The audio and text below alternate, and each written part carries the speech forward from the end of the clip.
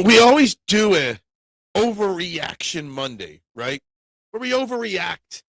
We have a little bit of negativity in our voices. Those kind of things, right? That's what we normally do. So I'm going to flip the switch and call today Positivity Tuesday. We're going to try to see it's not all bad. It's not all doom and gloom, right? With the Phillies, the Eagles, the Sixers, the Flyers, I guess. I don't know. Trending in the AM, special guest Luke Arcaini joining us at 8 a.m. at the top of the hour. We're live, taking your thoughts and opinions in 30 seconds.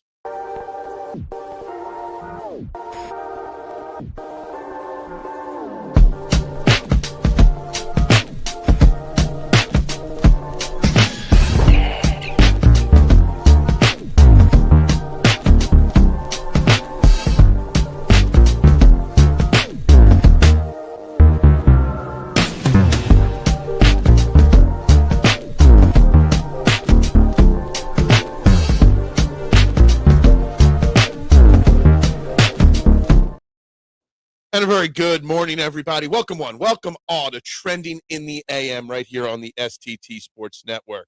We're live, YouTube and Twitter. You know the drill wherever you're watching. Please hit that like button. Please hit the share button and subscribe to the STT Sports Network. It is free to do. It is free to support your local content creators. It's free to click those buttons. Whether you're watching this live right now on YouTube or if you're watching this on replay, please hit those buttons. And if you're watching this on replay, drop your comments. I will respond to each and every one of you. I greatly appreciate it. Guys, I'm Phil Stiefel. We got a jam-packed Positivity Tuesday show for you today. But first, let's get to the poll question on YouTube of the day. Pretty simple question after listening to some stuff, and it'll lead into our poll, our special guest here shortly. Who should hit cleanup for the Phillies in 2026? Alec Bohm, Adolis Garcia, Kyle Schwarber, or other. They are your four options on the poll. That coming from Rob Thompson's comments saying that the top of the order is going to be Trey Turner and Bryce Harper and Kyle Schwarber again, leaving Alec Bohm most likely as your cleanup hitter again. And I'm not happy about that. But we have Luke Arcaini, Phillies reporter for Crossing Broad, joining us at 8 a.m. Just about 5 minutes from now. So we will talk to him about that and all the, as RW says, all the Phillies drama here for it all. We're going to talk all about that with Luke Arcaini here in just a few minutes. So make sure you stay tuned for that. There is a lot of drama already down in Clearwater. We got, look, let's trade Bryce Harper. That doesn't fit the positivity theme I wanted for today. But yes, I get it. There is a lot of drama circulating already in the first days of spring training, the first few days in Clearwater. And yes, Clearwater. And it's not all bad. There are some things to be positive about entering this, at least spring training, the future with Justin Crawford, Andrew Painter, and most importantly, Aiden Miller, who just is lighting up every room he's in down there. We've got a full season of Jhoan Duran, a real legit closer for Philadelphia here. Zack Wheeler probably will be back sooner rather than later. So there are a few things to look forward to. Adolis Garcia just looks absolutely jacked at this point early on.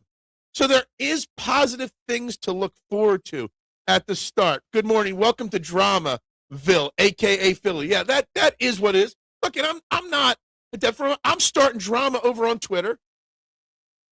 My latest Eagles check down video, which we are going to get into later in the show, is drama-filled for sure. I'm an idiot. I don't know. Everyone tells me I should stick to football because I don't know baseball. Well, all the football people say I should stick to baseball because I don't know football because of my crazy ideas. Good morning, Robert. How you doing? Hope you are well. Duck in the house. Good morning. Little G, what up?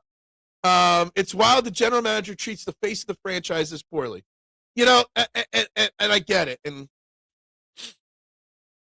I'm on your side. Johnson, I don't know what your how to say that first name there. I agree, but there are other people that would flip it and say that Bryce Harper's in the wrong. I agree with you. I think Dave Dombrowski, I think the biggest issue for me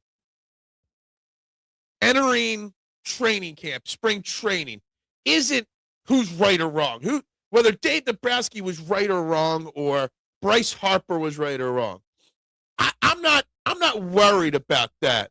What I'm most worried about is the fact that they had the entire offseason to settle their differences, to clear the air, to have a conversation. And to me, it's kind of crazy that the biggest thing that stands out is that the air hasn't been cleared.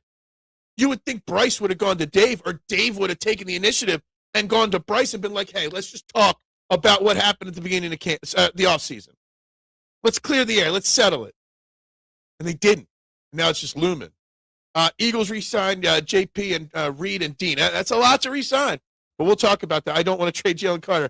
Look, we're going to get into that later in the show for sure, because that's the positivity thing. Not that I want to trade Jalen Carter, right? It's not what I want to do, okay? The point of the Jalen Carter conversation that I think people are missing is that the Eagles have a lot of tough decisions because of good decisions that have been made. They've got excess almost with a limited budget. And that's where I'm leaning with that. We'll get into that. Fuqua Johnson. That's interesting. All right. I like the phonetic spelling of it. Fuqua Johnson. That's still a lot to say. I need nicknames for people, okay? Like, I don't even call Little Griffin. I say Little G or Dub. I got Duck. I got nicknames. Foo. We're just going to call you Foo. All right? That doesn't sound right. Qua doesn't sound right either. FKJ? Nah, I don't know. I'll work on your nickname. Being positive, saying the Phillies will be World Series champions. That would have been last year with Rick in the chat every day, that the Phillies would be World Series champions.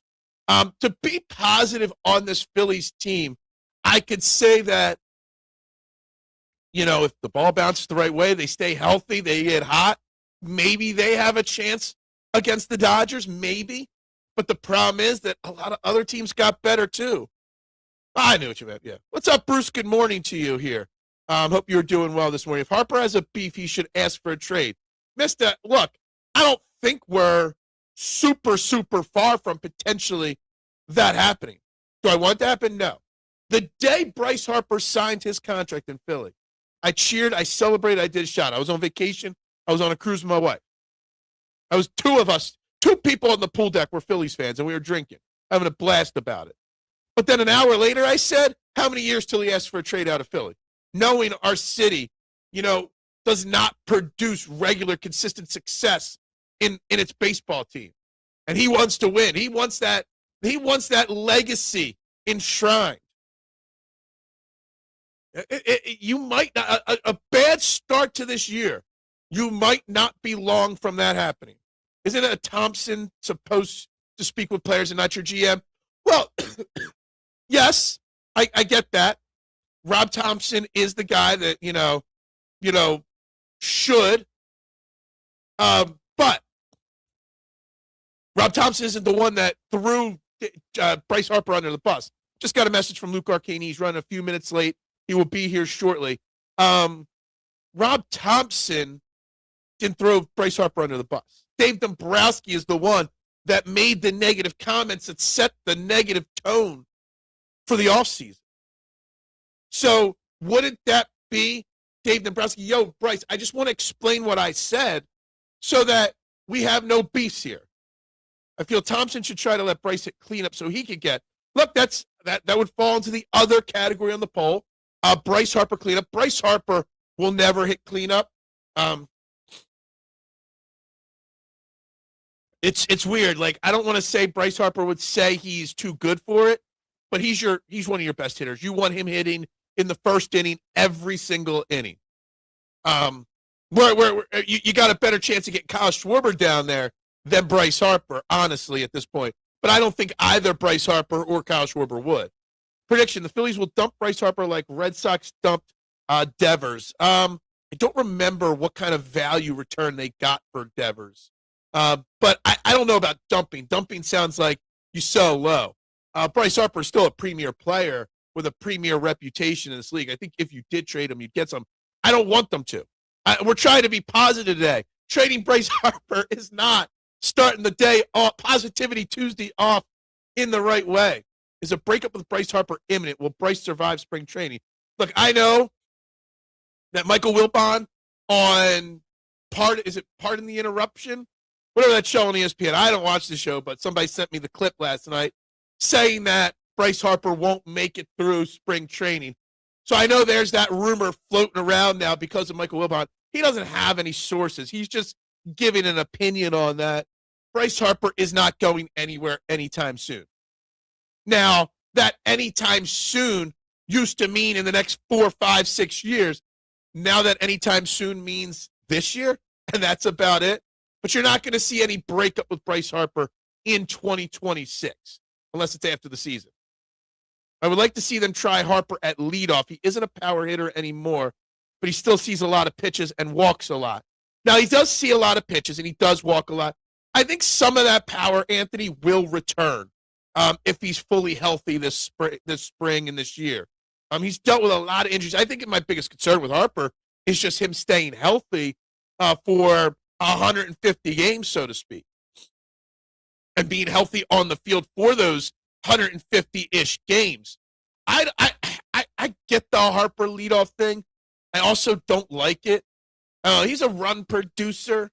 I still think Turner 1 is your best option at this point. Harper 3. I honestly, if I had to say, I'd probably keep it. I hate saying it. Turner, Schwarber, Harper 1, 2, 3. I don't like it because that leaves Bohm in the 4 hole. But you want your hitters in positions that they're comfortable. And your 3 best hitters, Turner, Schwarber, Harper, are comfortable 1, 2, 3. You got to keep them happy. And their 3 best hitters, 3 most opportunities to get at bats in that 1, 2, 3. Harper isn't going anywhere like A.J. Brown is not going anywhere.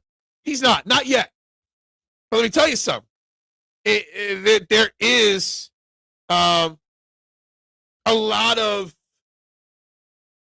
potential to that if this year is disappointing like last year and the year before that, and then the Phillies don't make the changes organizationally speaking, Harper might not want another offseason with Dave Dombrowski in charge. We'll go Shaq Fu. Yes. Who is more injury prone, Embiid or Harper? Joel Embiid, obviously, definitely more for sure. But Bryce Harper has been missing some games. Bryce Harper also, the other thing with Bryce Harper is that he plays through a lot of injuries. Okay, real quick, we're going to put a pause on the thing because joining me on the I Have No Sponsor hotline covering the Phillies for Crossing Broad, the great Luke Arcaini. Good morning to you, Luke. How you doing today?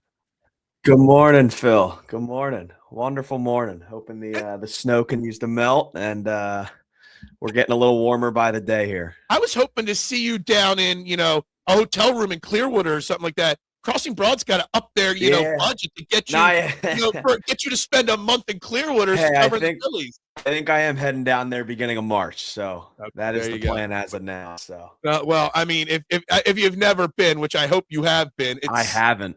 How are you going to work then while you're down there? Because there's so much great fun to have in Clearwater. I know, working during the day and exploring at night. Oh, it's a good place. Anyway, we're trying to make this a Positivity Tuesday because obviously there's a lot of negative in Philadelphia sports in general, and a lot of negative with the Bryce Harper and Dave Dombrowski and the start of spring training. Obviously, we do have to cover this with you. The Bryce Harper, I don't know if you want to call it press conference, interview, comments from the other day before, the first practice. Where do you stand with the Bryce Harper comments and some of the things he said about Dave Dombrowski and the rest of this offseason? Yeah, I mean, I'm not like I don't think Bryce was wrong for saying that. Right. I would have been mad if I was Bryce too. I said the other day, I know Bryce knows he didn't have the season he wanted to have. I know the fans know. I know Bryce's teammates know. I know the front office knows. I know everyone knows. Mm-hmm. Still doesn't mean Dombrowski has to come out and say it 3 days after they lose to the Dodgers. I never thought it was the right time. And I know Bryce will say it won't motivate him. It'll 1000% slightly be in the back of his head, no matter what he says. But I just thought it was a weird timing. I didn't think it ever needed to be said by Dombrowski. I think we all knew it. Because it's funny. It's like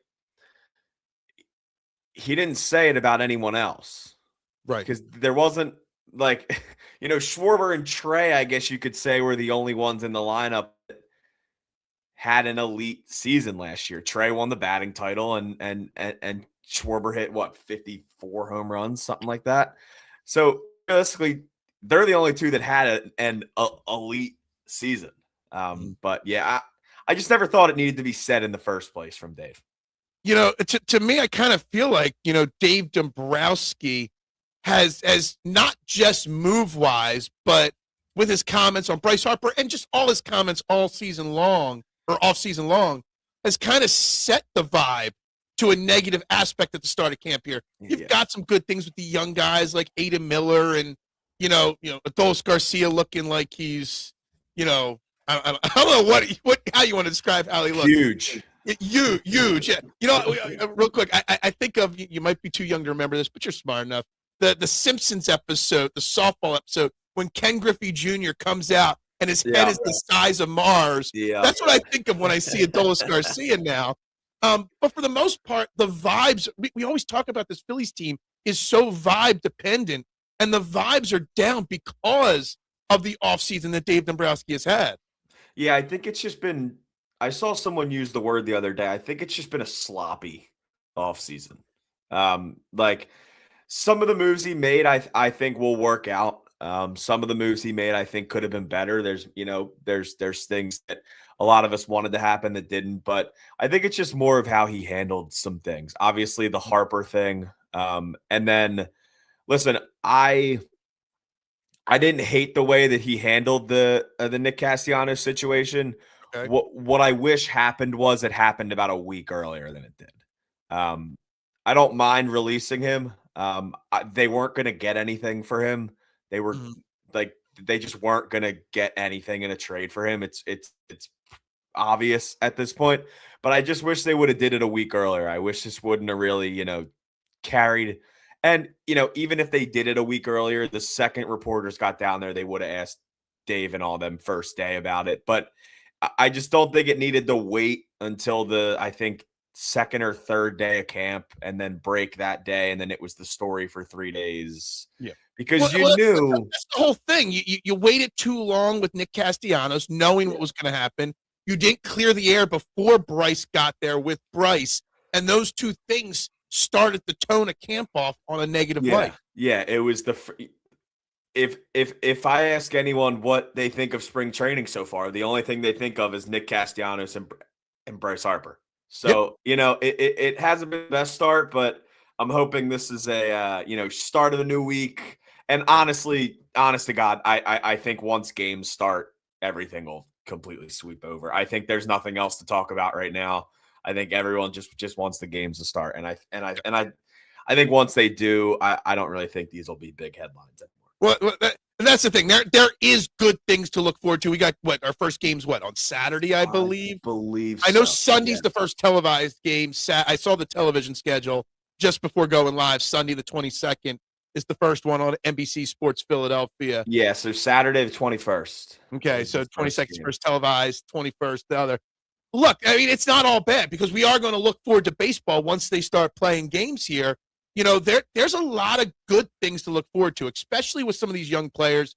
I just when I listen to Larry Boa talk about Aiden Miller, I get excited. You see the energy coming from Justin Crawford. When you get down there, as you watch these games and read the reports, which Phillies young player excites you the most this summer? This spring. Going into summer.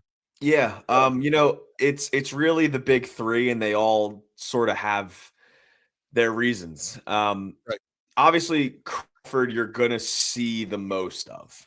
He's going to be out there every day. He's completely earned the opportunity to play center field every day for this team. Had an awesome year last year. Looks good in BP this year. I think if he plays how a shell of what he looked like last year, I think Philadelphia is really going to like this kid. He's fast. He's a slap contact hitter. He uses the whole field. He takes the extra base. He can steal 35 to 40 bases a year. He's not going to come up and hit 25 homers a year. That's not what he does. You don't need him to. He's going to slap hit out of the 9-hole, and he's going to be just a spark on the bases. I think every time he's out there, you're going to think there's a chance for him to steal a bag. For Andrew Painter, I'm very excited about the bit of a mechanical change they've made. There was a big article the other day about how his fastball arm slot got a lot lower last year when he was rehabbing, and they knew about it, and they actually didn't want to change it because he was coming back from so much, and they didn't want to throw another mechanical change at him. So they just kind of let him rock out. His fastball got rocked last year. He worked on it all off season. It's a lot higher again where it was pre-surgery, and apparently the fastball looks way better. So very excited for him that it's finally, his time, because it's been years and years of waiting for him, then the surgery and everything. And then Aiden Miller, obviously we probably won't see him until the summer, if we do see him in the summer. But that kid just feels like he's going to be a star, I think. Do you think there's anything that Aiden Miller could do this spring that might force the Phillies' hand? Because, look, the Phillies have this philosophy in their organization for a long time. They're very patient with their prospects. Yeah. But Phillies fans are desperate for something to get excited about. And while Crawford, is going to be the starting everyday outfielder, and I know Andrew Painter is going to be up here day one, I don't know. I kind of feel like the vibe, the energy, the potential with Aiden Miller is something that can excite and spark this fan base to not think of this summer as a chore. And maybe I don't know. I'll tell you this: everyone would be excited about the season if they started with Miller, Painter, and Crawford all on the roster. I don't think so. Unfortunately, I think it would have to be Aiden Miller hits 450 in training, in spring training against all major league pitchers, and Alec Boehm would get hurt. I really think that's the only way. I don't think they're going to trade Boehm anymore. I think if they would have done it, they would have did it by now. But another thing that Dave Dombrowski's mishandled, because this guy just puts everything out there, and it's like it's a poker player exposing his cards. He thinks they're going to get more for Boehm than they are. Yeah, I think they value Boehm a little higher than teams do around the league, and that's been their issue over the last few years. And I don't think Alec Boehm's a bad player. He's just not. He's not as bad as some Phillies fans make him out to be. He's just. I think the Phillies overvalue him a little. My whole thing with Boehm is if Alec Boehm was a 7-hole hitter for the last 3 years, people in Philadelphia would love him. Yeah, he'd be a 280. He'd be a 287-hole hitter with 30 to 35 doubles a year and 140 hits. Everyone would love Alec Boehm if he was a 7-hole hitter, but he's forced into the cleanup role. He's not a cleanup hitter. He's a 6'5" third baseman that hits 12 home runs a year. So that's why people aren't a fan. We've got our YouTube live poll question going specifically on who should back cleanup for the Phillies, because Rob Thompson already said a couple days, was it yesterday or 2 days ago, that it's going to be Turner, Harper, and Schwarber at the top of the lineup. And I think he said, don't quote me on this, I really like Alec Boehm in that 4-hole. And that to me, I'm trying to be positive. I'm trying to look forward to this year, but yet it just seems like the more things change, the more things stay the same with this Phillies team. Do we really think that Rob Thompson is going to start the year with Alec Boehm in that cleanup spot again?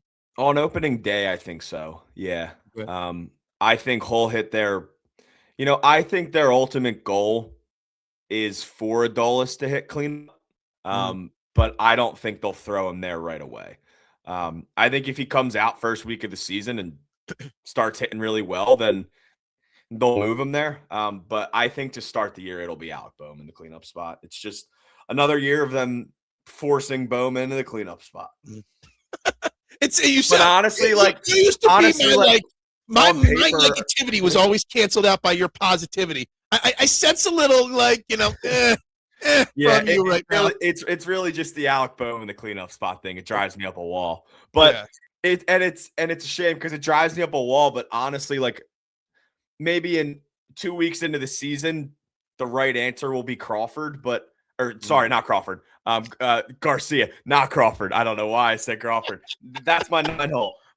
But I think right now, Bohm's probably your best answer, which is like, it sucks, but it does. I saw you tweet something out before we went live this morning. Walker Buehler just signed. What was it with the Padres? Padres are signing everybody. Yeah, they're signing everybody at this point. But you were mentioning how you thought it was a good fit for the Phillies, that they should have looked into it.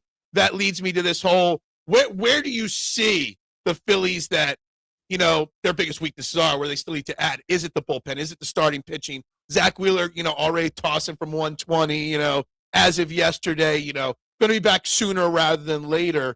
What part of pitching, or is that where the Phillies really need to still key in on over the next 3-4 weeks? Yeah, they need a starter. I think that's definitely their biggest thing. I and it's tough because it's difficult for them now to convince players, especially starters, to come to Philadelphia because they're not guaranteed a rotation spot in May. It's a bit tough to convince a guy to come start games for you for a month and then say, hey, I don't know if you're going to be in the rotation on May 1st. Because once Wheeler's back, it'll be Wheeler, Sanchez, Luzardo, Nola, Painter. Walker will go to the bullpen. But it's tough. There's some guys out there. I think they could just look for a minor league deal and hope they do well during camp and have them make, 3 starts in April. But I think a starter is definitely your biggest need because after Taiwan right now, it's not great. And it's always the yearly tradition of we end a season saying, all right, we'll have a starter, and then Taiwan will end up in the bullpen to start next year. And we get to February every year of Taiwan's contract, and it's Taiwan Walker's the 5th starter again. Look, I actually give Taiwan Walker mad credit. I do too. He had, last year. It was his best season as a Philly. Yeah. I'm not as scared of Taiwan Walker starting for 3 or 4 games as most people are, because the guy just gets himself ready, does whatever's asked of him, start, back to the bullpen, back to starting, give me a spot start here. Oh, you're starting, but we need a long reliever today. Oh, sure, I'll jump in and do whatever. I earned a lot of respect for him, and quite frankly, I would love for Taiwan Walker to come out and start the first 3 games of his season and put the Phillies on a tough, make a tough decision there. That would be the ultimate, success kind of story there for him. Yeah, I've always had a ton of respect for Taiwan, especially at that. I guess it was the 24 season, but just a really brutal year in 2024. I think his ERA was like over 7, but there was that whole thing that there was a big article that came out that year. It's just like still one of the better teammates in the clubhouse, top step every playoff game, no matter what. Like a lot of guys could have been very checked out by then. A lot of guys could have went and maybe went into the clubhouse to get a Presidente by then. But he was, out on the top shelf waiting for his teammates every time. So I've always had a lot of respect for Taiwan. Yeah, this also, you mentioned the Presidente, and I hate going back to the negative, but this Castellanos and this Harper situation, there's something in the Castellanos letter. No, not the letter, the Matt Gelb article on Nick Castellanos that got me thinking. Like we kind of struggled this offseason to find, really good quality free agents that wanted to come here, right? Garcia's your biggest free agent signing, and he's a 1-year, rental prove-it deal. And it was when Matt Gelb wrote about how Nick Castellanos got his Phillies offer, but then went back to his agent and said, "Are you sure there's no one else out there?" I'm paraphrasing the lines, but basically said, "I like that money, but I don't want to go there." And then it made me, I like drawing parallels. I like trying to reach for straws. I'm like, well, Bo Bichette had an offer from Dave Dombrowski he was going to accept, but then the Mets swooped in. But maybe it was Bo Bichette saying, hey, look, I like this great offer, but find me something better because I don't want to go there. Do you think baseball players talk? Do you think the rumor mills are out there that some of the bigger stars are kind of worried to come to Philly because of the drama with Castellanos, because of the way Dave Dombrowski calls out a guy like Bryce Harper, publicly after the season? Do you think any of that, like, am I reaching too far here that people are scared to come here because of that? I think a little bit. I don't think, I don't think guys are calling Bo Bichette and saying, hey, did you see the Castellanos thing? Don't go there. Right. But, I think this was a tough, I think it was a tough offseason. And, you kind of knew it was just going to be from the jump. We went into this offseason knowing that they didn't have a ton of money to spend. And it was, they had to keep it, they were able to sign some guys, but we knew going in they weren't able to do a $50 or $40 million a year type of contract. That was just never in their cards. So unfortunately, the biggest name that came around and the one that everyone got excited for was the guy that, if he took the contract the Phillies offered, the Phillies would have been able to do that. But the Phillies were never able to match that Mets contract. Right. I don't think, and listen, I think the Phillies got played by Bo. I really do.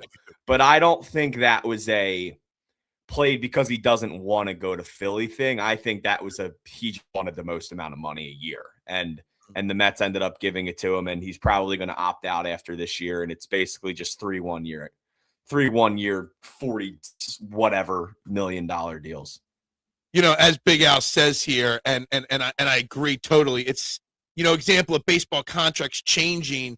Do you think this is just the way baseball is going, or do you think this contract evolution we've seen over the last year or so also has anything to play in the fact that I've been saying for a year now, we're staring down the barrel of a potential really long lockout in baseball here after this season?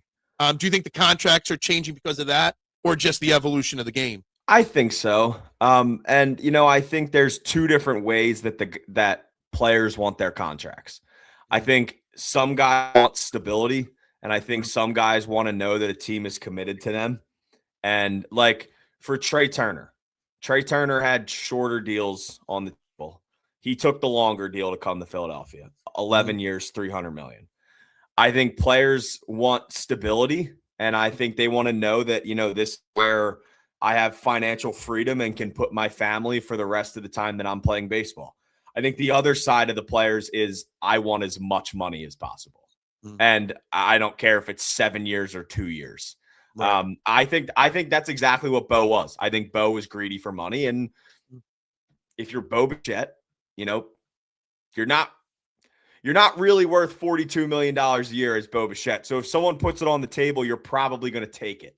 I still think it was I don't know if I want to call it an overpay. Well, no, it was an overpay.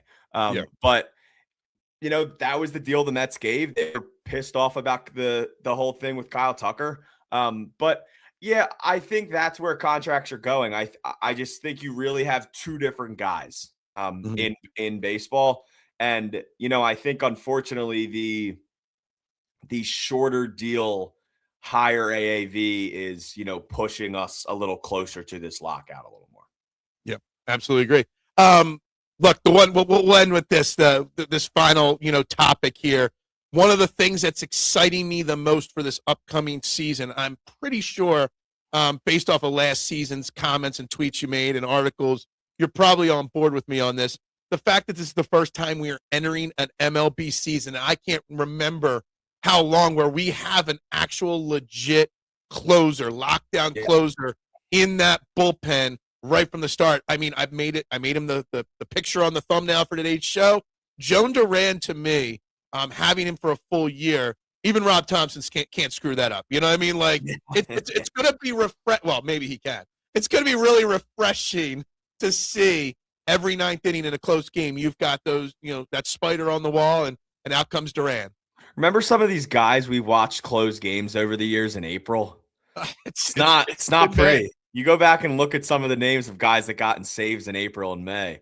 It's not pretty. No, it's going to be really cool to, have just a full season workload. I think him being here for the full year, I think, this bullpen being together for the full year. The entire bullpen's healthy, obviously, other than Kerkering is dealing with little hamstring thing, doesn't seem crazy. But they're all going to be together for the full year. And it's the first time in a really long time that I'm not going into the season thinking we're an arm short in the bullpen.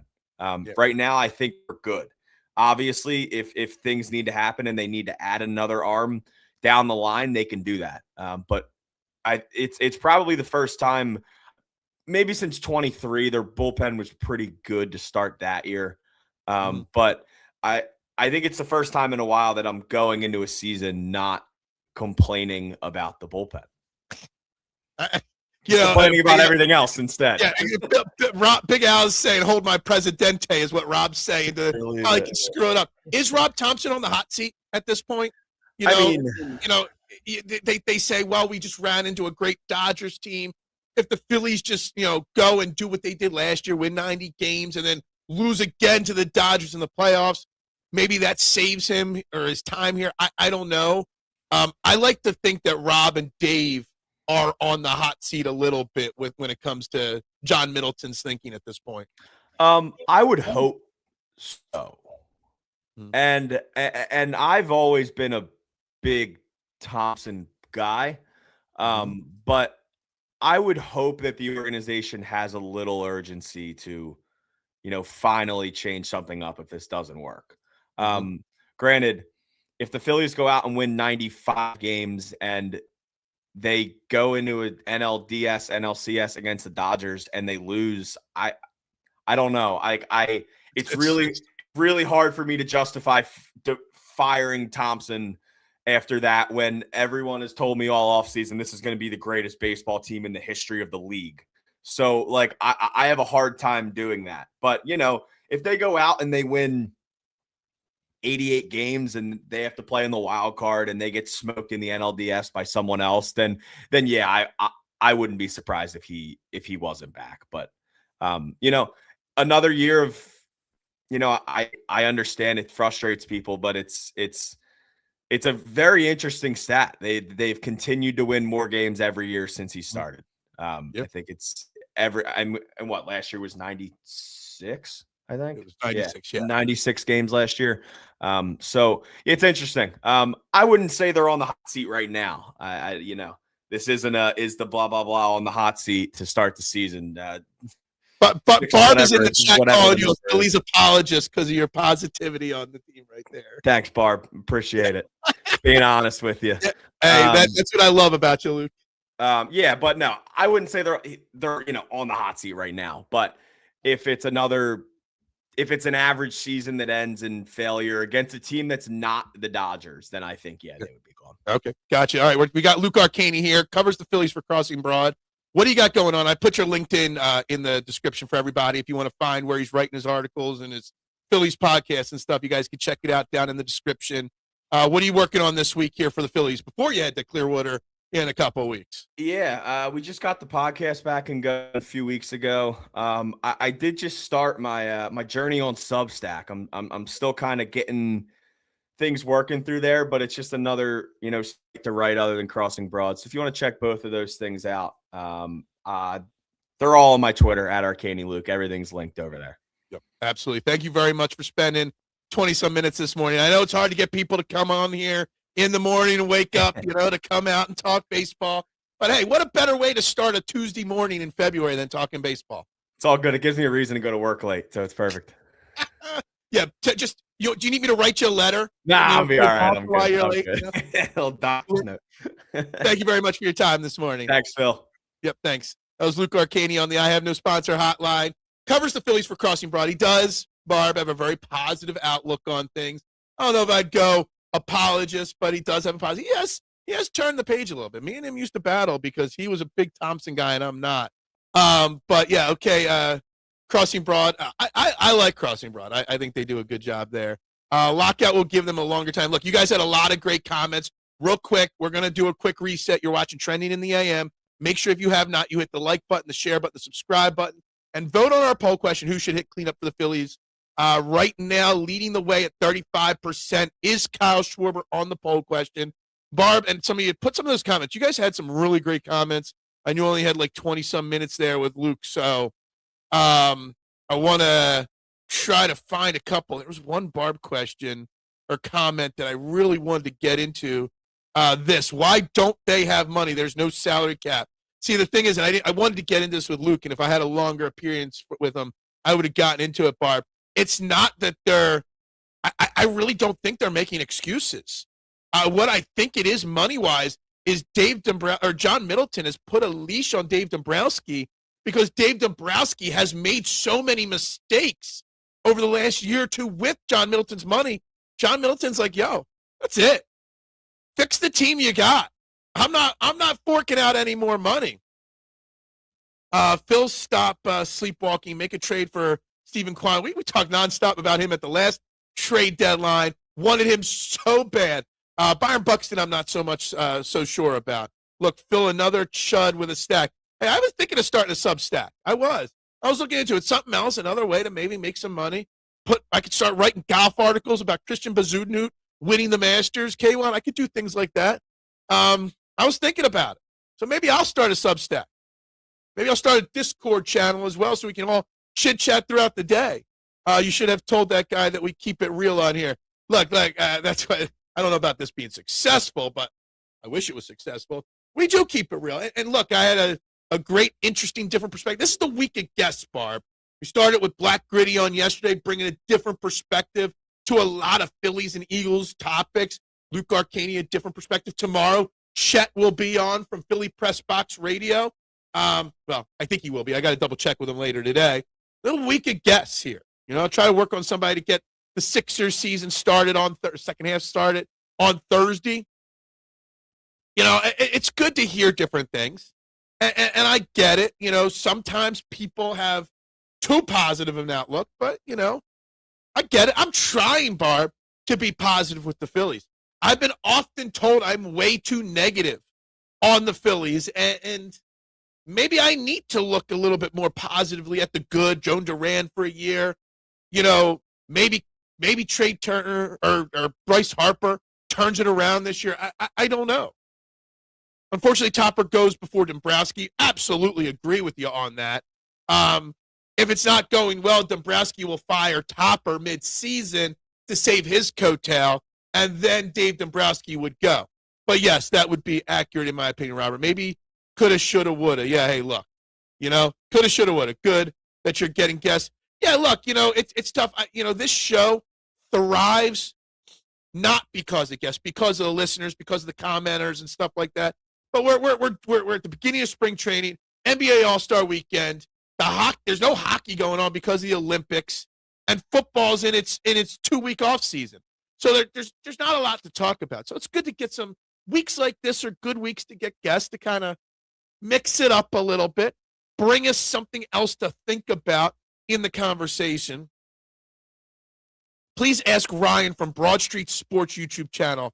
I'm not sure who that is. Ryan, Broad Street Sports. I wrote it down. I'll look it up later today when I'm doing some other show work, and I'll see who he is. Problem getting guests also is just the fact that it's tough to get people to wake up in the morning. Most of them have other jobs. I'm not sure we have enough to get a Buxton. I don't know if Byron Buxton, isn't he very injury prone and stuff? Is he another home run, swing or miss kind of guy? I don't know if Byron Buxton is what we need. 13 likes, not enough, guys. There's 15 people in the YouTube room. That means there should be a minimum of 15 likes. Guys, hit that like button. It is free to do. Mark's another one. Mark's a guy that's got a job. Adam, these guys got jobs. That's what you got to think about. Not all of us are unemployed like me. Curly news. Isn't there somebody, was it from Canada or Germany, that was caught cheating Look, let me tell you something about the Olympics. I'm an Olympic guy. I was on the edge of my seat. I know the 8 p.m. primetime airing is all replays, but I avoid spoilers unless Jimbo spoils it for me in a text message. I was on the edge of my seat for the mono bobsled or whatever it's called, the single person bobsled, the females, the two American ladies last night. Let me tell you something. They're doing the story of the lady that won the Olympic gold for the U.S. last night. She's a mother of 2 deaf children. Just fantastic story right there. On the edge of my seat, hoping she won. And I forget who it was that went last. I think she was from Germany. And she was like 0.1 seconds away from beating the American. It was great. And then you got the figure skating pairs, and you got the team from Georgia winning the first ever Olympic medal, period, for that country, getting a silver in the pairs figure skating. I love the Olympics, man. I love the fact that I know what a twizzle is now. Ray Dinger would be a good guest, especially. Barb, you're talking about the greats of the greats right there, okay? I'm a nobody. This is not a successful show where people like Ray Dinger would be coming on. Let me just tell you one thing, Barb, about guests. I will say, I do swing for the fences. I don't think I've ever messaged Ray Dinger, but I have messaged just about every single big name out there. Most of them just don't respond. Plain and simple. None of them even say no. Most of them don't even say no. They just don't respond. So, look, it is what it is. But I swing for the fences. Some of these guys, I've messaged 4, 5, 6 times. I don't even care that they don't respond. I keep shooting my shot. You only miss the shots you don't take, right? Or you only miss the shots you take, 2 Canadian curlers have been caught cheating. I mean, of all sports to get caught cheating in, why would you get caught cheating in curling? Like, seriously. It's like cheating in, like, cornhole or something like that. Like, it doesn't make sense. Woke up at 5 a.m. to see Lindsey Vonn, and then she fell. Yeah, we talked about that after that happened. That's a shame. Damn shame. I feel bad for her. We'll see. I know you had Shane Haff on recently. Have you ever had his partner from Chalk Talk, Mark? I have not had Mark on.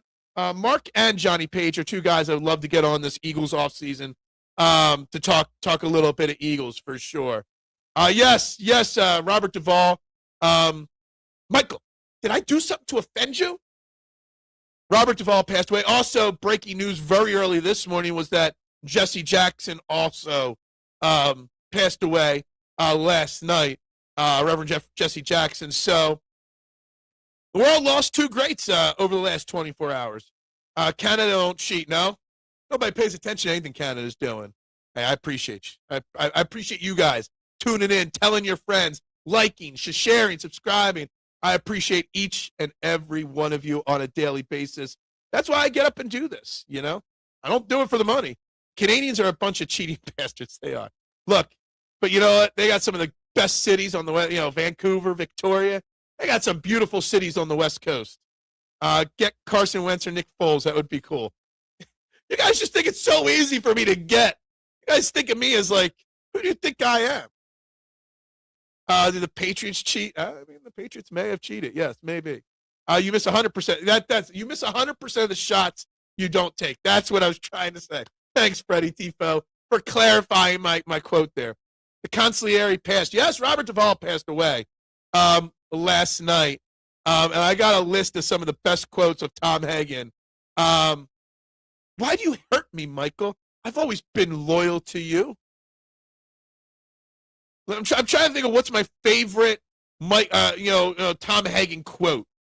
But you know what I think my favorite Tom Hagen scene from the Godfather movies is when he's taken kidnapped, when he's out shopping, he's got the sled under his arm, and he sat down. Look, if we wanted you dead, you'd be dead already. I just want you to send a message. We know you're not the muscle.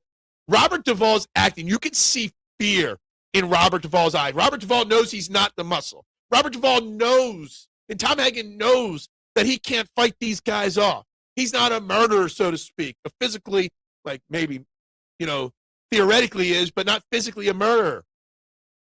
And you see the fear that he thinks he's getting whacked right there. That is probably my favorite Tom Hagen scene in all the Godfather movies. Better actor, Robert Duvall or Gene Hackman? Ooh, that's a tough one. That's a real tough one. I think Gene Hackman had a wider range of roles.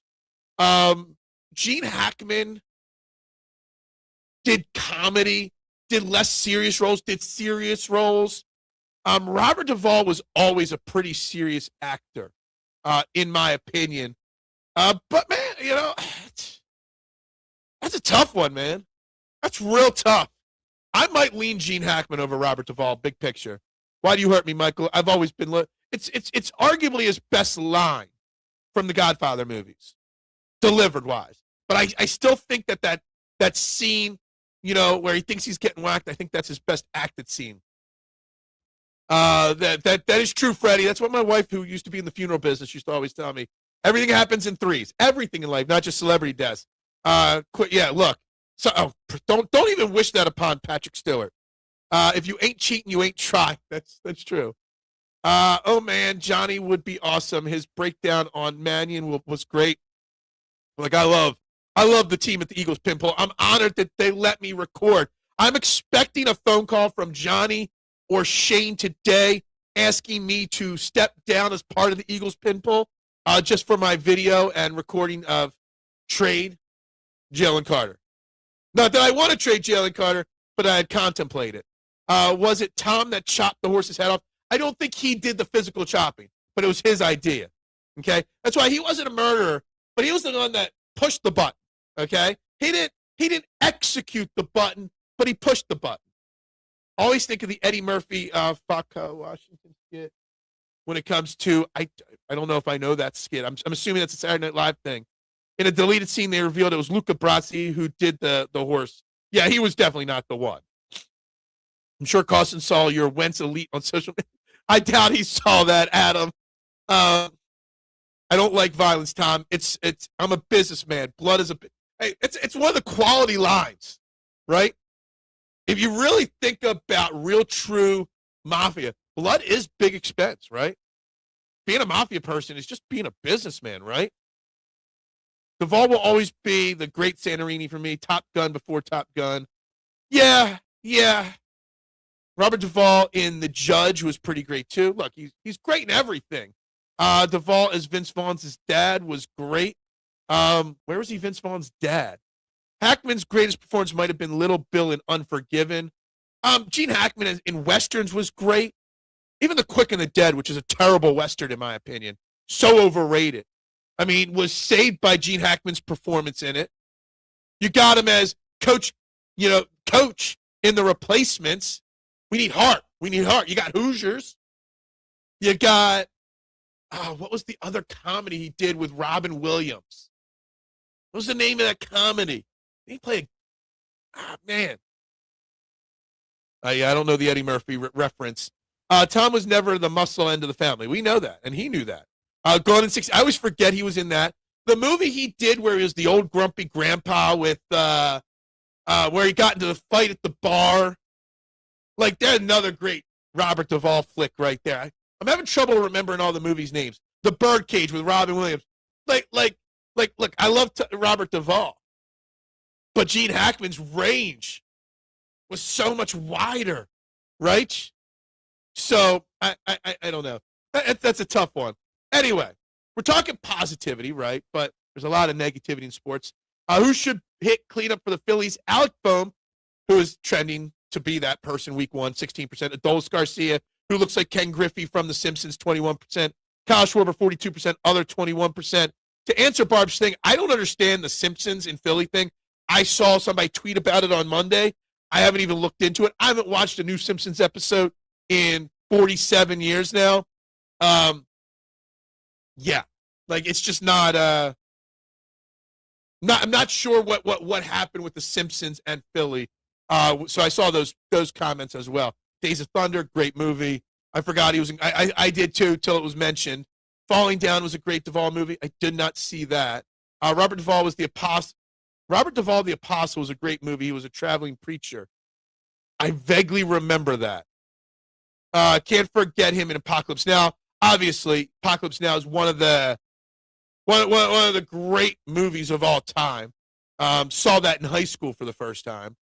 We had a movie class in high school. I've never watched an episode of The Simpsons. I mean, I have. I was a Simpsons kid growing up. I'm an '80s kid, but and you can't not think about how they predict the future so often. But yeah, I haven't been really a Simpsons guy for a long time. Frankie Five Angels, yeah. Hackman and Duvall are both great actors. Absolutely. It's like asking me, you know, who's better, Hackman or Duvall? It's asking a question that has no right answer.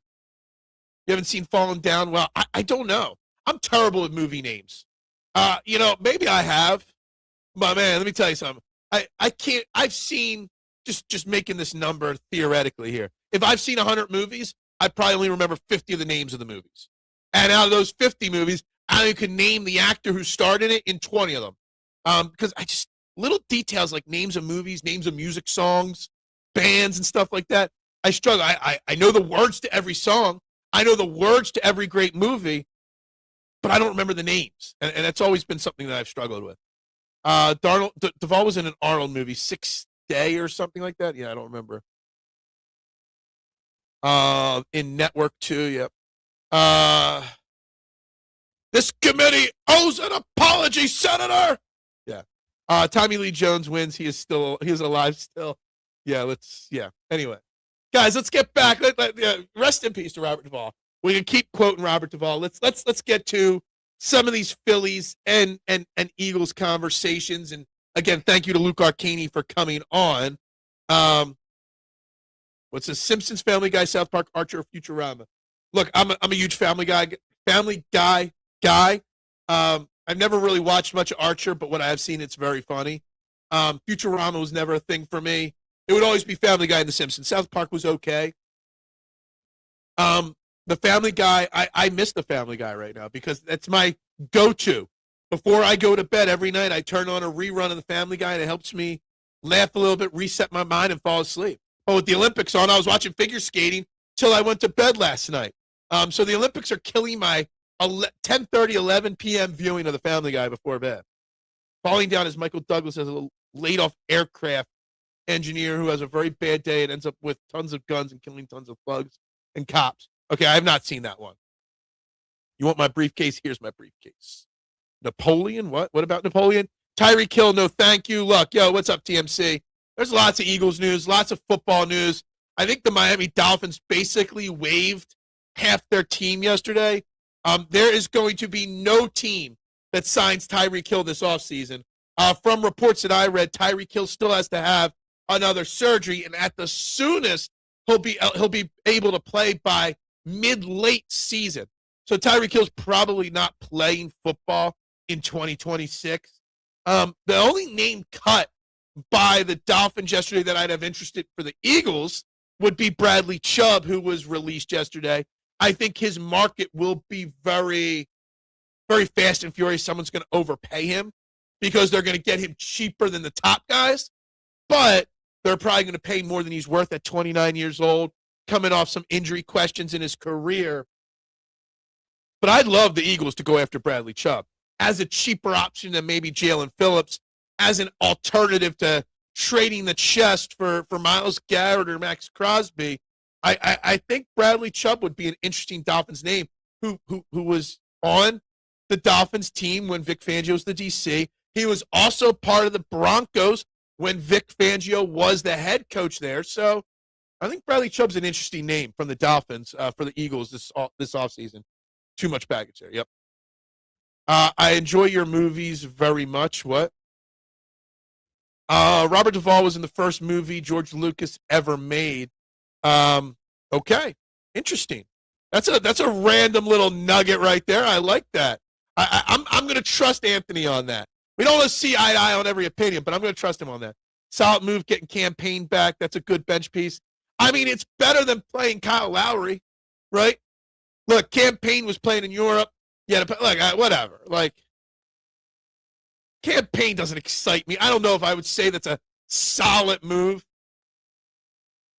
I guess getting a first-round pick for Jarrett McCain and then getting a first-round pick for Jarrett McCain and then bringing in Campaign, I guess I can say that is okay. Sure. Why not? I did see Jarrett McCain very badly rapping on some rapper's Twitch stream or something like that. That is, and trash talking the Sixers organization a little bit. I don't know if Chubb's mid. He is definitely not as good as Phillips, Jalen Phillips. But if Jalen Phillips gets out of hand price-wise, you could always have Bradley Chubb as a backup plan as Howie Roseman. Duvall and Hackman were in the conversation, which Coppola filmed at the same time as Godfather 2. More information that I did not know, that he was filming 2 movies at the same time. I mean, talk about greatness right there, right? We might not be able to afford Phillips. Look, let me tell you something. First and foremost, I forget who it was, shared out, I think it was Thomas Peterson, that PFF projects that Jalen Phillips will only sign a 1-year, $15 million deal.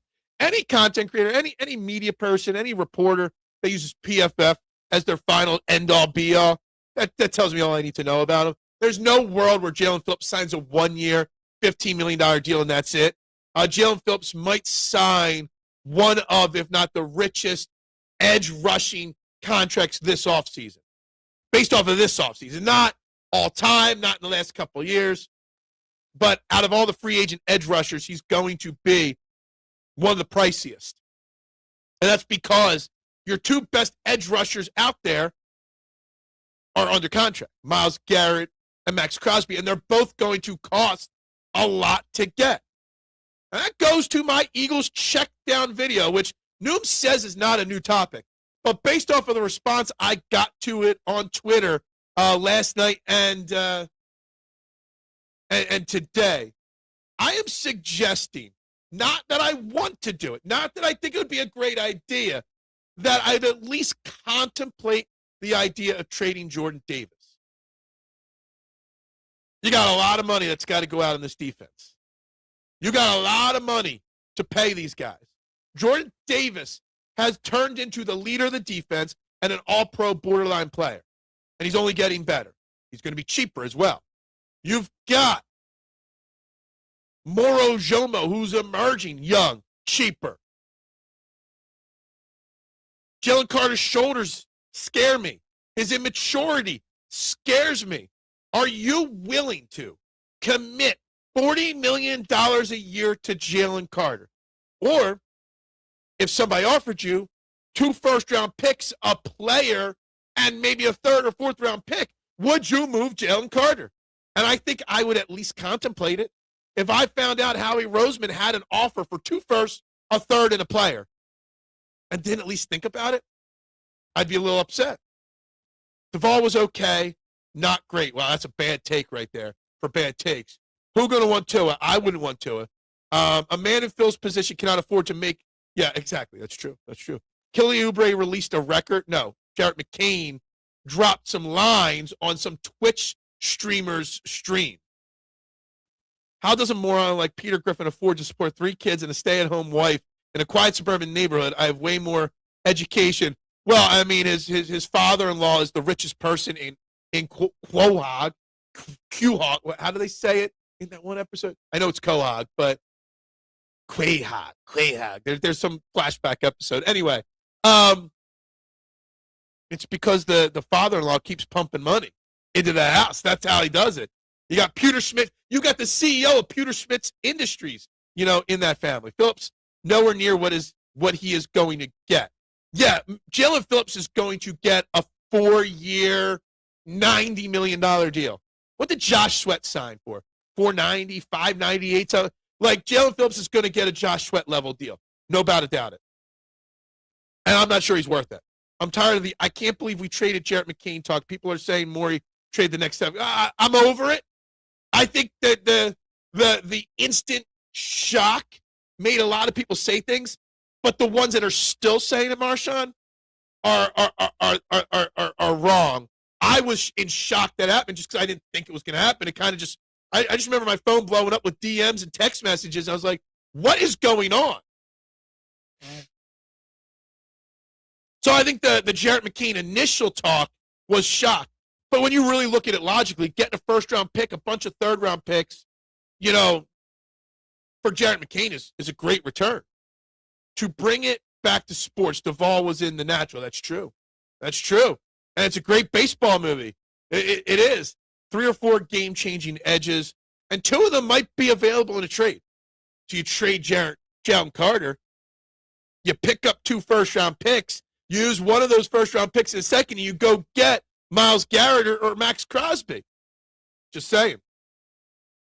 Steph Curry wishes he was Jared McCain. No, he does not. I've heard quite a number of people that would rather have Davis long-term than Carter. Well, look, I have never seen anybody talk about it, and maybe I'm listening to different people than you, Nooms, but the response I have gotten, I would say, I think it was like 25,000 people have responded or commented or viewed or liked or interacted with my tweet about it, and I would say it's 90-10. 90% people calling me an idiot, and 10% saying interesting thought process. Let's think about it. So not enough people are talking about it, okay? Clearly. Who the F is offering that for Carter? I'm just asking. I'm just asking a question. The Eagles have some actual real tough decisions, okay? How do you pay Carter and Davis, right? What do you do with Nolan Smith with Jalyx Hunt emerging?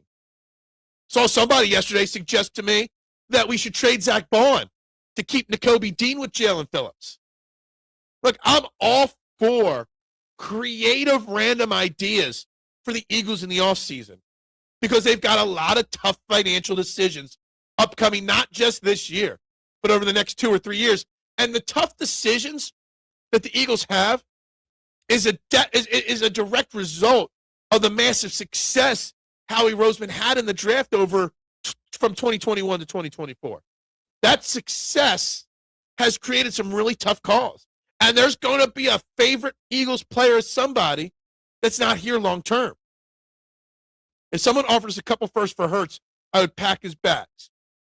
I don't know about Hurts because franchise quarterbacks do not grow on trees. Paul Tuckett Brewery obviously pays well. Is he even working there? I mean, he does sometimes, when he feels like it. When Angela's, he gets a lot of time off because of the sexual harassment lawsuit from Angela. He's also got a lot of lawsuit money coming in from different situations, Imagine if we would have kept Milton Williams, you definitely could talk about trading Jalen Carter. For sure. People think Crosby will come here. I don't see it.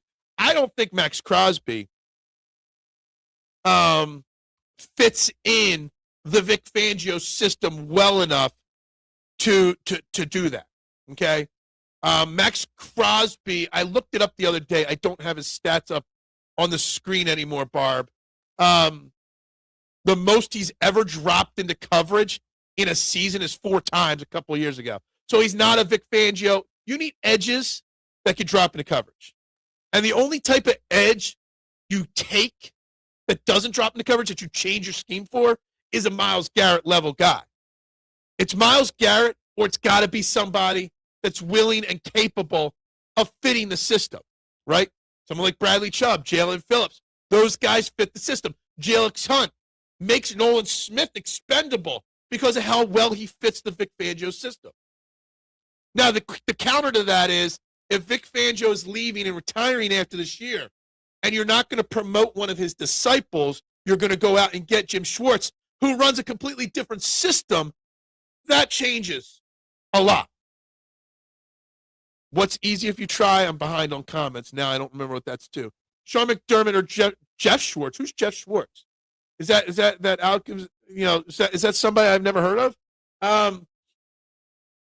It's crazy to me that you would even suggest those 2 names.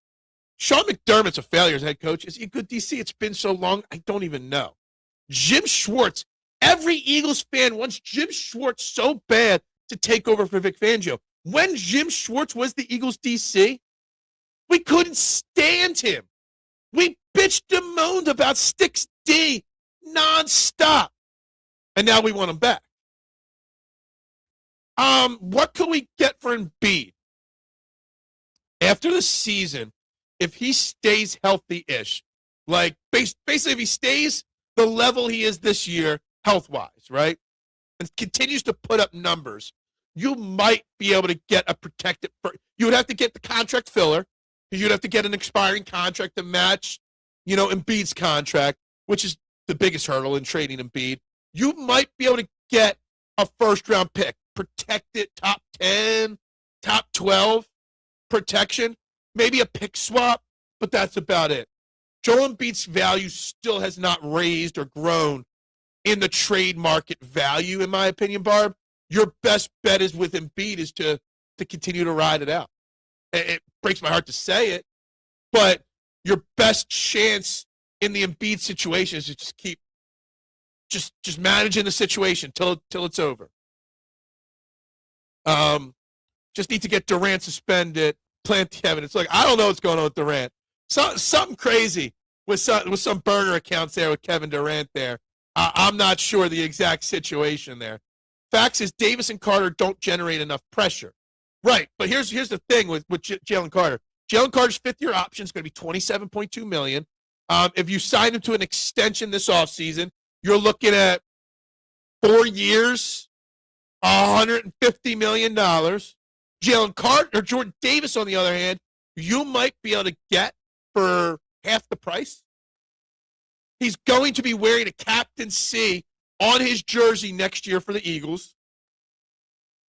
If I had to take one, there's an argument to be made that financial freedom that taking Davis over Carter gives you, the flexibility that taking Davis over Carter gives you, is at least in theory a topic that should be discussed. It's in the workings. Stop. Carter has to make smart decisions on and off the field. The immaturity bothers me. The shoulder injury bothers me. Okay? It does. He's already got a lot of wear and tear on his body. I mean, played him 98% of the snaps the year before. Definitely caught up to him. I say we have a good effing draft because that's what really matters. Look, Howie Roseman needs to nail this draft. He's not on the hot seat in any way, but he needs to nail. Pick 23, he needs to get the next Lane Johnson. He needs to fix a lot of positions. He can't have another Ty Robinson or another Mac McWilliams draft pick. He needs a Jordan Davis. He needs a Quinion Mitchell, Cooper DeJean, success-level guy. He really does. Hurts is okay, better than Tua. Hurts is better than okay. Colin Coward from ESPN says Nick Sirianni isn't on the hot seat, and Colin Coward is a coward and an idiot. Colin Morikawa is the better Colin. Absolutely. I can't wait, K1, tonight. Let me tell you something. I got a bone to pick with Steven Fuentes and Jason Sullivan because the text message group chat between the three of us after Colin Morikawa won his first PGA Tour event in over 800 days. They're a bunch of haters. Bunch of haters. I was happy for Colin just because he took iron off the tee on 18. Was there ever more empty calorie snacks than Jason Pavin? Yeah, I heard you on that one. Perfect for the wide nine, right? I would not trade Hurts for anything. Eagles. Yeah, I agree with you on that, Anthony. Anybody suggesting trading Jalen Hurts is ridiculous. I remember Juan Castillo. Oh, I remember. Jeff Schwartz is that dude. I love that. We're just going to call him Jeff Schwartz, not Jim Schwartz from here on out. Yeah, and Colin Coward is an idiot and a nitwit and a clown for suggesting it. He is not on the hot seat at all. If Embiid stays healthy is one of those sentence openers that signals that the speaker is full of shit. No, I understand what you're saying, but I think answering Barb's question with even if he stays healthy, I don't think his Joel Embiid's trade value is probably at the highest it's been in the last year or two right now, but I still don't think it's enough or high enough or it ever will get high enough where you would actually contemplate trading him. I just don't think he'll ever get, like, you never get anything worth taking the chance of the lot. You just ride it out. You go down with the ship. Do you watch the Tiger Woods Golf League on TV hitting the ball on the tee? Occasionally. They have a really weird schedule. Like sometimes it's on at like 4 o'clock in the afternoon. Sometimes it's at 8. I get it. I'm a huge fan of golf simulators. I want one. If I had higher ceilings in my basement, there'd be one down here in my basement right now. If my garage had higher ceilings, I'd have one out there as well. I think it's fun. And it's something like 5 of the first 7 winners on the PGA Tour this year have been a part of TGL. It's fun. It's cool. It's exciting. The problem with it is that it's supposed to bring more people into the game of golf. The problem is there's not enough great personalities in golf. Like, you need more personalities. And the biggest personalities are over on Live right now, like Bryson. So, yeah. Pre-fairway. There's a little trash. There's a little negativity in the fairway degenerates group chat. So yeah, we got a little tease. Fairway to Heaven tonight, 6 p.m. live on this channel. Steven, myself, talking the Genesis Invitational back at Riviera Country Club, which I love Riviera. It's such a fun course, such a difficult course, such a boom bust course. I love it. I'm excited for this week's episode. Juan Castillo was every bit as good as Stout, but Andy Reid got caught with his pants down and made his biggest mistake in Juan Castillo as DC. Look, we don't have to revisit the Juan Castillo situation. But yeah, I mean, obviously, it was just Andy Reid. It was an Andy Reid panic mistake. Okay. Oh, I screwed up. All right, Juan, that's it. That's what we're doing. And I'm gonna die on that hill. And that's what Andy Reid said, and that's what it is. But on the flip side, I'm so far gone from talking about that. Guys, you're still watching Trending in the AM on the STT Sports Hour. Perfect timing, because as I say that, Robert says there's 15 likes on this video. That's not enough, guys. If you have not hit the like button yet, do it. Share, subscribe, even if you're watching on replay. Hit those buttons, drop your comments. It is 9:10. We started a little early this morning, so we're 75 minutes in. We'll go for another 20 minutes plus here. We're talking Jalen Carter. We're talking the positive thing that Howie Roseman's got tough decisions to make because of his own success. And somebody that we like might not be a part of the Eagles long term. We're talking our poll question today. Who should hit cleanup for the Phillies in 2026? Alec Boehm, 16% of the vote so far. Adolis Garcia, 21%. Kyle Schwarber, 42%. Other 21%. I just want to say to those voting Kyle Schwarber, because that 42% is a big number on a poll. Rob Thompson has already said that it's going to be Trey, Kyle, and Bryce in some order at the top of the lineup. That is your first 3 hitters in the lineup. Kyle, Trey, Schwarber. Probably Trey, Kyle, Bryce, but that's it. But Kyle Schwarber should be the cleanup hitter. I just don't think Rob Thompson has the guts, but I also don't think he's got somebody to hit in the two-hole in between Trey and Bryce. There'll be tough choices made by Howie this offseason. There is massive tough choices. And it's all because he's made so many good choices. He's put himself, and he's going to have to say, football's a business, man, Chatter. It is.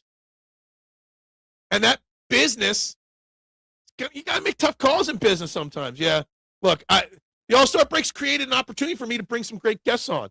I don't know when the Hornets are back. The Sixers play Thursday night as their first game back from the All-Star break. So, yeah.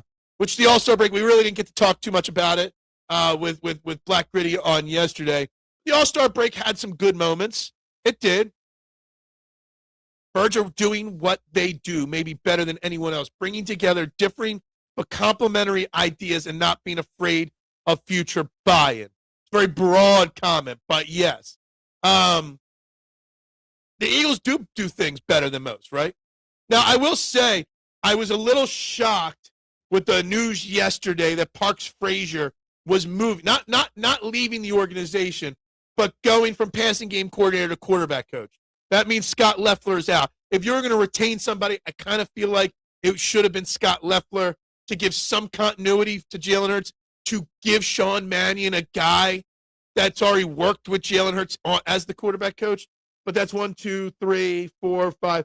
That's 6 quarterback coaches in the NFL that Jalen Hurts will now have. Parks Frazier is your guy. Yes, Mike Tyson is fighting again. Floyd Mayweather. I don't care. I'm so tired of all these Mike Tyson,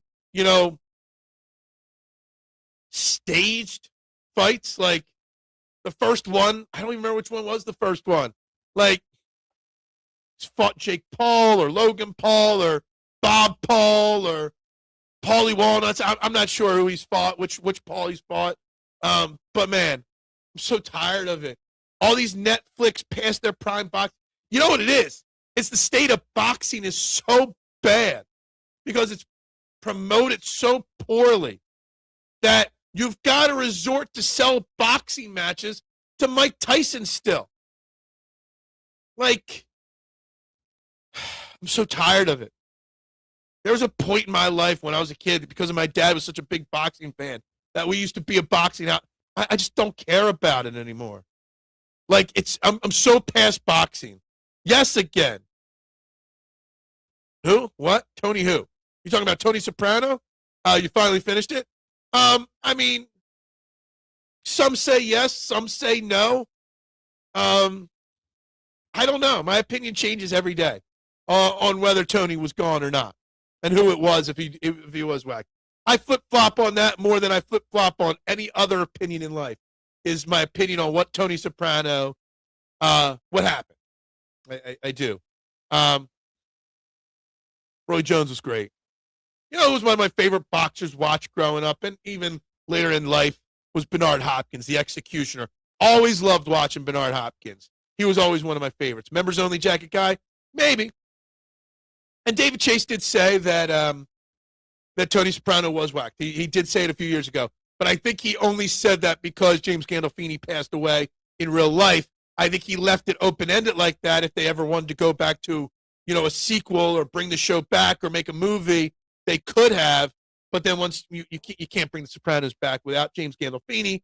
So that's why he said that he met his maker there. So that's just how I feel about that. Anyway, I can't stand golf. I love golf. There's no better sport to bet on. There's no better sport to do fantasy sports on than golf. Clip that. That is the best sport. And Fairway to Heaven's the best place to learn. Dude, I'm so close. So close to hitting an outright this year. I've been so close every week. 3 more of my outrights in the top 8 this past week. Breaking my heart. I'm so on fire with golf right now. I'm so close to having a big windfall week. Let's hope it's this week with Genesis, which I have had big Genesis weeks before. That one dude that was punching while unconscious was crazy. Simon something. Yeah, I don't remember his name. But yeah, look, boxing went downhill. The sport corrupt for sure. But I also think it goes to the fact that the American fight, like, look, when was boxing its heyday, there were great American fighters, and there might be great American fighters now. Problem is they're not promoted properly. I think the success of the UFC in this country has ruined boxing to an extent because UFC appeals to a wider audience. Plus, love them or hate them, think what you will about the person, but Dana White is one of those great marketing geniuses and made the UFC into this multi-billion-dollar organization. He might be a scumbag, but he did what he did. And what he did to the UFC really ruined boxing. I spend every waking minute of my life trying to find a way to get Fairway off the air. Well, you know, cool. I can't win you all over, right? Boxing has been just a money grab. I don't even know if that. Howie will figure everything out, Robert. He will. And look, I know me suggesting trading Jalen Carter. Again, it's not that I want to trade Jalen Carter. It's not that I don't think Jalen Carter is a great football player, right? It's just that Howie Roseman's got some tough calls to make, some tough decisions to make. And I think that just totally ignoring the theory that Jalen Carter could be one of those tough calls is crazy. Yes. Rich Franklin is the GOAT. Rich Franklin. What's his nickname? Ace? Rich Ace Franklin. He was a great fighter until he had to face the Spider Silva, Anderson Silva. And I think Rich Franklin lost in a championship match to Anderson Silva 4 times in his career. He kept becoming the #1 contender. then lost to the Spider. It's 3 or 4 times, I want to say. Spoiler alert. Sustained success comes with tough decisions, not 50 gold watches. Exactly. Absolutely. And that's what happens. And look, you can't pay everybody. And Howie's hit on far too many draft picks. And that's a good thing to have. Now, if doctors say Jalen Carter's shoulders are 100% and there's no signs of deterioration, and if Jalen Carter comes out and says, look, I'm good, I'll be better. Look, your best option is not to extend Jalen Carter. Your best option right now is to pick up his 5th-year option. Plain and simple. I think today is the day you can start franchise tagging people, by the way, which the Eagles don't have a need to use the franchise tag, plus they very rarely do. Your best option is to pick up his 5th-year option, which is going to be like $27.2 million, and you tell him 1 more year, and then we got to extend Jalen Carter or Jordan Davis this offseason. Next offseason's yours. And extending Jordan Davis this offseason saves you over $9 million in cap space, which is great. Much needed. Yeah, Fairway is just a different show. It's golf analytics and betting. That's what it is. And we love doing it. It's a very niche show. It's a very niche, sport to bet on and do fantasy-wise. Let me tell you something. If you're a fantasy football guy, you should be getting into fantasy golf. If you use DraftKings on Sundays for football, you should be using DraftKings for golf every week. It's one of the best. It's a 4-day roller coaster. You think you're winning. I thought I was winning. I had Akshay Bhatia this past week. It was going to be my biggest windfall of the last 2 years. Dude was tied for the lead or in the lead for ages this past weekend at AT&T at Pebble Beach.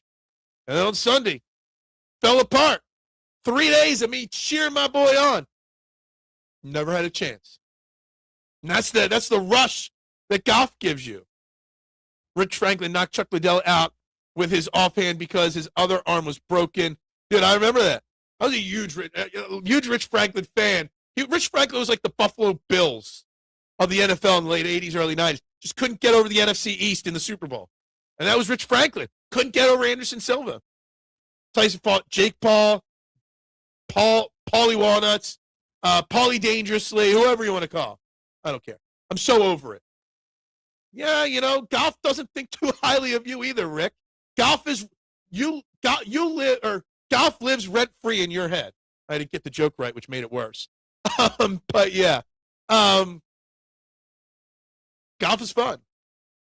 Logan Paul's in wrestling. I think he used to box a little bit before that. Should have signed Milton Williams, but that ship has sailed. Extend Carter and get it over with. Trade AJ for young players and picks. Just make it sound so simple and so easy, Keith. I love the simplicity of your thing. Look, get it done. Done. Over with. Yeah, I mean, in theory, most likely Jalen Carter will get an extension. And I'm not against it. I think he warrants an extension.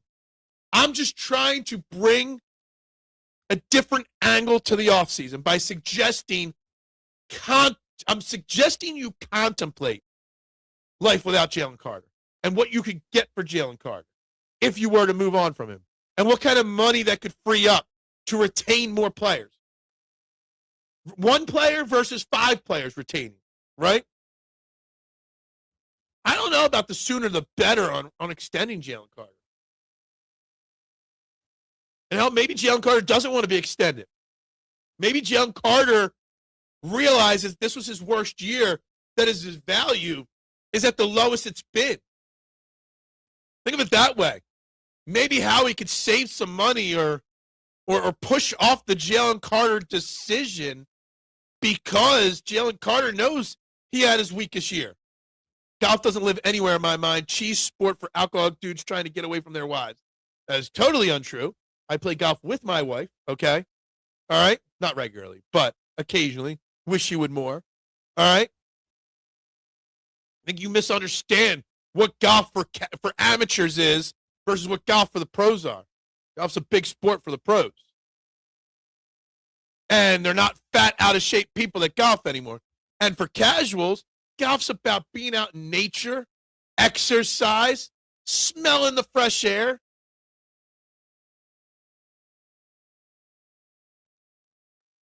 Cool. You just like to be. I could say the sky is blue, and you'd come in the chat and say, no, the sky is purple. You just feel the need to just be the opposite. It's opposite day when every day you're in the chat. That's it. That's all. I could sit here and say Tanner McKee is the greatest quarterback ever, and you would change your tune and say, no, Jalen Hurts is. Just because that's what you like to do. I disagree strongly. Golf is greater than fishing. Okay? For sure. I know who you are, Rick. You know? You just are, you love the Tanner McKee button. If I flip my script, you would flip your Tanner McKee script. Just because. An elephant in the room. Fishing is more descriptive of what Rick says golf is. A bunch of alcoholic dudes trying to get away from their wives. That's what fishing is. All right? Just so you know. I mean, I'd rather eat some crabs than go crabbing. Checkers is greater than golf. Chess is greater than checkers. But chess is more of a intellectual's name. Unless you know what the Queen's Gambit is, only semi-smart people know that. Hurts could get injured for the season. Yeah, exactly. Stop. But if I would have said that, you would have countered it.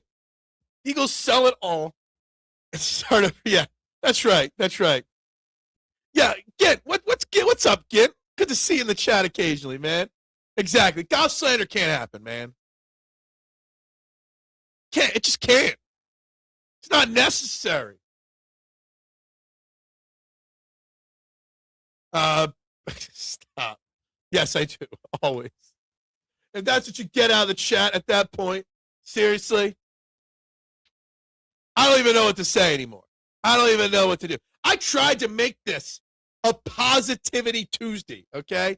I tried to make today's show as positive and different as possible, and I just failed miserably. There's no positivity in this show. There was no good conversation of looking forward to the future in this show. Where did I go wrong today? I'm not even saying it because you're hoping for something bad. You put negative energy out there, Rick. Negative results will happen. That's what you're doing. And you think it upsets me, and it does, but you just sound like an idiot, okay? Plain and simple. That's all you do. Whatever. Anyway. Now that the vibe's ruined for the show, I might as well just close the show down. I would say it's ending the show 5 minutes early, but we're already 3 minutes into overtime. So I started early today. If you've never stabbed with a handline, you're missing. What? I don't even know what that means. Don't even know what that means.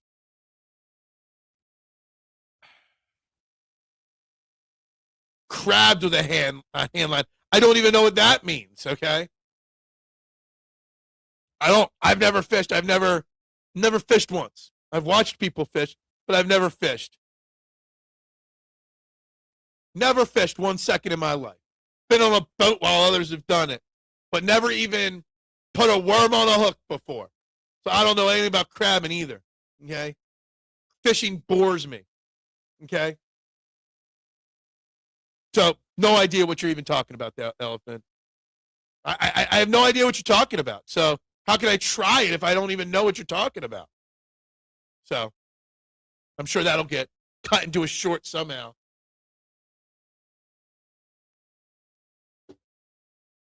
Anyway, did we accomplish anything today? No, not at all. But if you give a man a fish, you feed him for a day. Teach a man to fish, you feed him for his life. That is true. That is true. That's very true. Don't forget, tomorrow on this show, Chet in the chat, Jim Chet Chesko. Jim Chet Chesko will be on this show about 8:30. We'll see if he can bring some positivity. I know he disagrees on some of the negative thought processes that I have. But we'll see. We'll see what he's got to say about the Phillies, the Eagles, and the Sixers tomorrow. Used to go down the creek and go fishing every day. I know you're old school if you say go down the creek, okay? Go down the creek. Cool. Good for you. Good for you. Man, you guys didn't like Gritty. I thought Gritty was funny, entertaining, and actually brought some good stuff to the table. In fact, you guys, the chat, are the ones. There were multiple people in the chat that asked for Black Gritty to be a guest on this show. I thought he was entertaining as all hell yesterday. Everyone, you heard it here first. Elephant has crabs. Yes, exactly. I haven't been crying. Yeah, I don't know. You ain't getting me talking fishing on this show. I don't know nothing about it, right? Nothing. I know how to eat a fish. I know how to cook a good piece of fish. Give me some tuna. Nah, not at all. Not at all. Not at all. Not even close. Gritty was entertaining as hell. Was he right? Who's to say? Nobody knows who's right, right? We're all just guys with opinions. We're just 7 people with opinions, right? Isn't that what he said? It is what it is. It was entertaining yesterday. It was a nice break from this is the boringest week of sports. NBA All-Star break. No football. Baseball hasn't started yet. Hockey's away for the Olympics. You've got the Olympics, and that's it.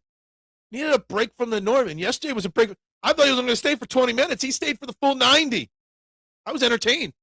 I got to drink a full cup of coffee uninterrupted yesterday. Yes, fishing's a sport. Sure it is. Absolutely. Absolutely fishing is a sport. I'm just not talking it because I don't know anything about it.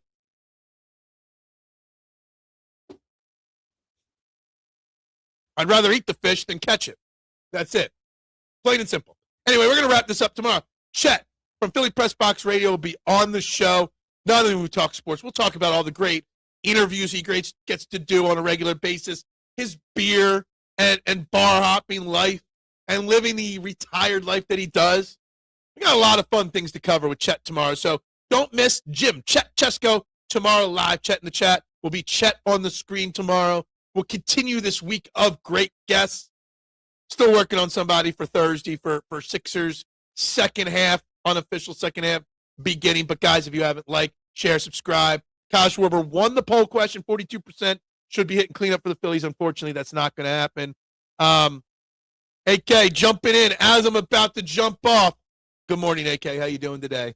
Maybe we'll see, you know?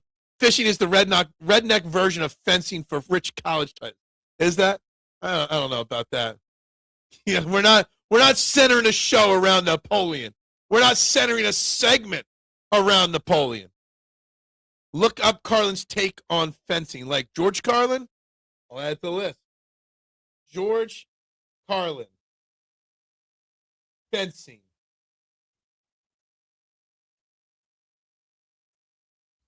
Got it. Wrote it down. I'll look it up. We'll see if I have time to look it up, but we'll look it up. But anyway, we're going to wrap this baby up. We'll get back to Eagles, Sixers, Phillies, Olympics, everything else tomorrow on this show. I promise to not try to force positivity on anyone tomorrow. But with that being said, everybody have a great, great Tuesday.